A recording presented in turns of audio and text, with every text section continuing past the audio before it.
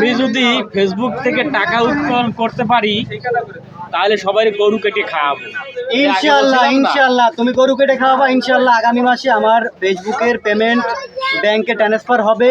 তারপর যে টাকা উত্তোলন করব সম্পূর্ণ টাকা আমার বন্ধু বান্ধব যারা আছে চা তাদের খাওয়াবা। পিছনে চা খাওয়াবো কি জন্য? চা খাওয়াবা, আর সেরকম যতগুলো একটা টাকা আছে সম্পূর্ণ টাকা আমি তোমাদের পিছনে খরচ করবো। হ্যাঁ, ঠিক ঠিক ঠিক। তাই হ্যাঁ, হ্যাঁ। মানে চা খাওয়াইয়ে চা হোক আর ওই টাকায় যা পাই তাই খাওয়াবো। না না না না, তুমি সমস্ত এটা ছাগল টাকা কেটে খাওয়াও। আমি আরে ভাই আমি ফেসবুক থেকে যদি আমি 20,000 টাকা উঠাই তাহলে 20,000 টাকায় তো ছাগল কাটে খাইতে গেলে আরো 50,000 খরচ হবে। 50,000 আমরা দিলাম, ওই 20,000 টাকায় যা হয় তোমাদের নিয়ে আমার ফুর্তি কইরা ওই টাকাটা মনে করো যে তোমাদের পিছনে খরচ করবো।